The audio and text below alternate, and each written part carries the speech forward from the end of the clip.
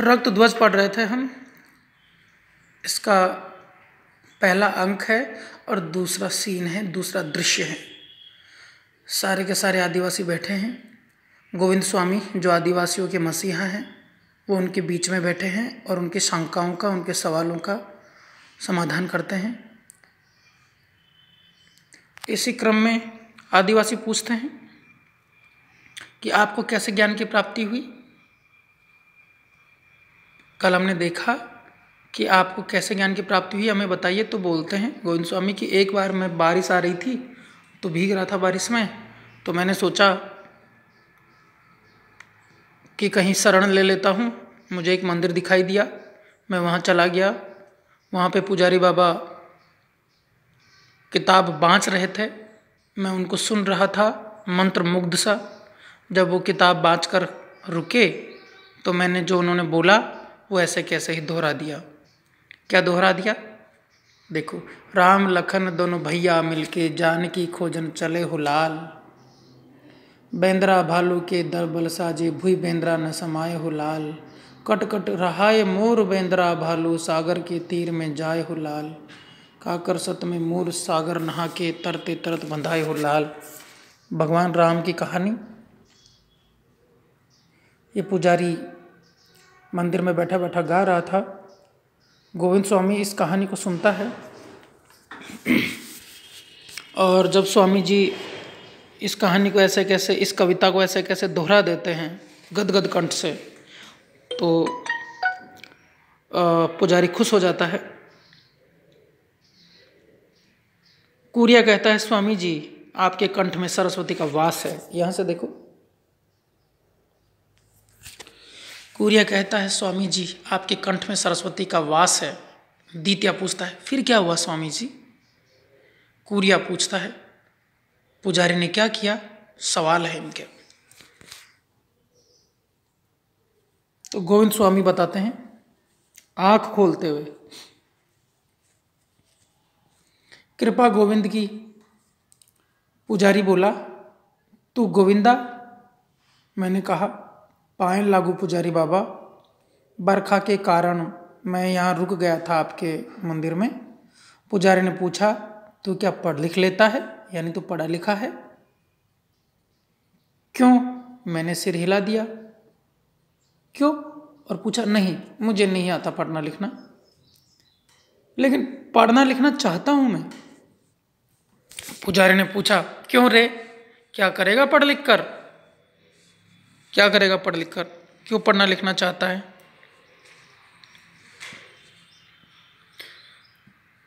वही करेगा ना जो और कर रहे हैं। मैंने बोला, मैं नहीं जानता कि और क्या कर रहे हैं। मैंने कहा, हाँ पुजारी बाबा, मैं भी वही करूंगा। इस पर पुजारी को क्रोध आ गया। वह बोला, तू भी वही अत्याचार करेगा? तू भी अन्याय करेगा जो ये पढ़े लिखे लोग कर रहे हैं? पाजी कहीं का, भाग जा, फिर इधर कभी ना आना, नहीं तो मुझसे बुरा कोई नहीं होगा, भाग यहां से। कूरिया, तो क्या आप भाग गए स्वामी जी? आपने क्या किया? दित्या बोलता है, भागना तो था ही, पुजारी बाबा ने आज्ञा जो दी थी। स्वान बोलता है, स्वामी जी आगे बोलो ना क्या हुआ? स्वामी जी आगे बोलो ना क्या हुआ?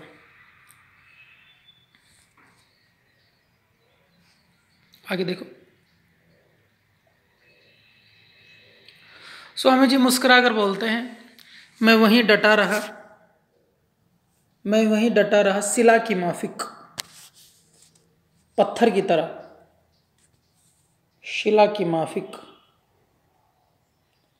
शिला बोलते हैं चट्टान को। तो मैं चट्टान की तरह वहीं बैठा रहा, मैं वहां से नहीं हिला। फिर चीखे चिल्लाए, मैं टस से मस नहीं हुआ। पुजारी बाबा खींचते हुए बोले, खींचना यानी क्रोधित होना।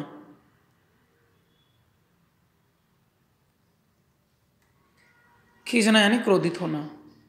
तो पुजारी बाबा खींचते हुए बोले, क्या बोले खींचते हुए? भागता क्यों नहीं? मैंने रोते हुए कहा, बाबा मैं पढ़ना चाहता हूँ, अन्याय और अत्याचार करने के लिए नहीं, बल्कि अन्याय और अत्याचार को इस धरती से मिटाने के लिए। बाबा मैं पढ़ना चाहता हूँ। पुजारी बाबा टकटकी बांध कर मेरी ओर देखते रहे। मैं चुपचाप सिर झुकाए बैठा रहा। थोड़ी देर बाद पुजारी बाबा बोले, तू सच कहता है? ये गोविंद स्वामी अपनी खुद की बात बता रहे हैं कि मुझे ज्ञान की प्राप्ति कैसे हुई, अन्याय और अत्याचार के खिलाफ मैंने लड़ना कहाँ से सीखा और अहिंसा कहाँ से प्राप्त की। अपनी पुरानी कहानी सुनाते हैं ये, और शिक्षा कहाँ से पाई ये भी बताते हैं।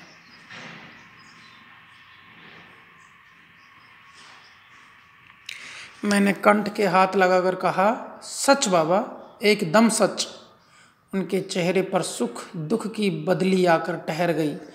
कभी सुख और कभी दुख दोनों भाव एक साथ उनके चेहरे पे आए पुजारी बाबा के, और ये सुख और दुख के भाव दोनों एक साथ आकर ठहर गए। वे बोले, तू अंधकार काटेगा, जुल्म की आंधी रोकेगा, तो मैं तुझे पढ़ने लिखने का वरदान दूंगा, जरूर दूंगा।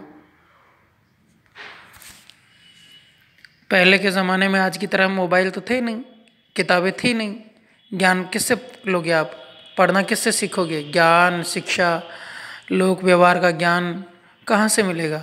गुरु बनाना पड़ेगा। तो गोविंद स्वामी इसी पुजारी को अपना गुरु बनाएंगे।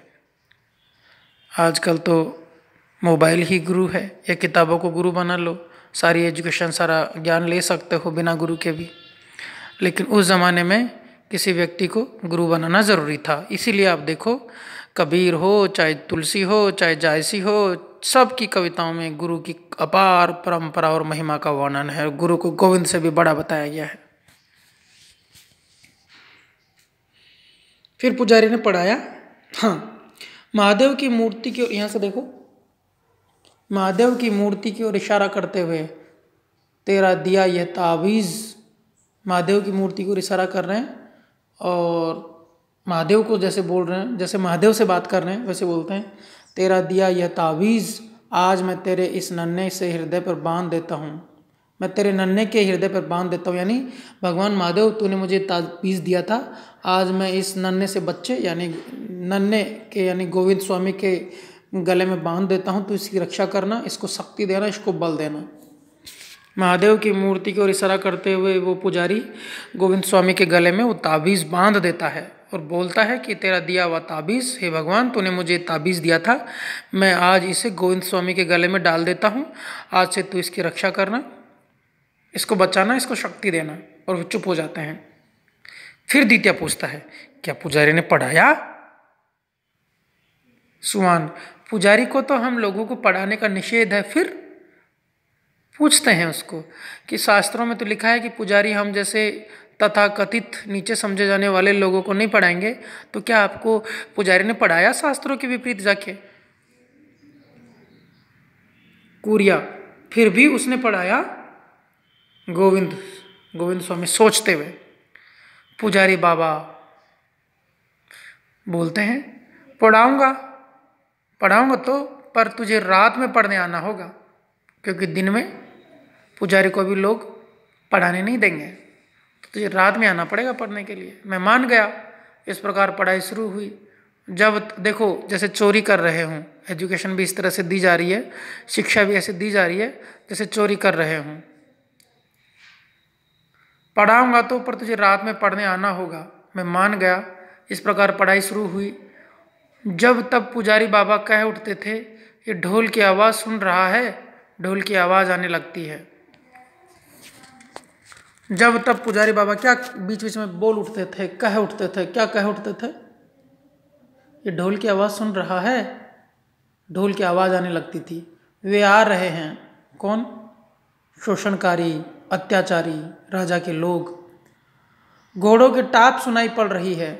पहले, बहुत पहले, जब गाँव में या प्राकृतिक अंचल में सिटी से, शहर से दूर घोड़े आते थे तो गांव वाले डर जाते थे। आषाढ़ का एक दिन नाटक में यही आता है कि जब जब घोड़े की आवाज़ आती है गांव की तरफ, तब तब कुछ न कुछ अशुभ होता है, अनहोनी होती है।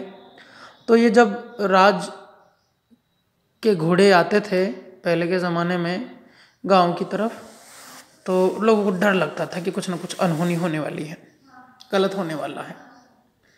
वे आ रहे हैं, घोड़ों की टाप सुनाई पड़ रही है, घोड़ों की टाप की आवाज़ आती है। वे आ गए हैं, सबको मार डाला। कैसी दर्दीली और भयानक चीख पुकार, बचाओ बचाओ, मर गई, हाय हाय का स्वर, हाय मेरी जवान बेटी, वे सबको मार गए। ऐसा कौन बोल रहा है? ये बोल रहा है पुजारी बाबा। पुजारी बाबा बीच बीच में ये चीज़ें याद आती है, वो डर जाता है, बोलता है वो आ रहे हैं, घोड़ों की आवाज़ आ रही है, हाय मार दिया, बचाओ बचाओ। इसके साथ कोई ना कोई हादसा हुआ है जो इसको बार बार याद आता है पुजारी बाबा को। तो आज भी याद आ रहा है, बचाओ बचाओ बोलता है। आगे देखो, वे सबको मार गए। कौन? राज दरबार के लोग। मेरी जवान बेटी को उठा ले गए, मेरी घिघी बंद गई थी। वे कौन थे? काश मुझे भी मार जाते। बाबा की सांस धोंकने की जैसे चलने लगी। कुछ देर बाद वे पूछते, क्यों रे गोविंद, तू जालिमों की अक्ल ठिकाने लगाएगा? तू अत्याचारियों को मिटाएगा? देख रे, तू मुझसे झूठ मत बोलना, नहीं तो सारी विद्या अविद्या में बदल जाएगी और तुझे ताउम्र पछताना पड़ेगा। तुझे सांप खा जाएगा। और एक दिन शून्य नेत्रों से आकाश की ओर देखते हुए बोल रहा है कि अगर तू अत्याचारियों को नहीं मिटाएगा, अत्याचार को नहीं मिटाएगा, तो जो मैंने ज्ञान दिया है वो ज्ञान एक दिन मिट जाएगा, तुझे सांप खा जाएगा। और जो मैंने विद्या तुझे दी है वो विद्या अखारत हो जाएगी, तुझे अत्याचारियों को मिटाना ही होगा। आगे की क्लास में हम अगला पाठ पढ़ेंगे। धन्यवाद।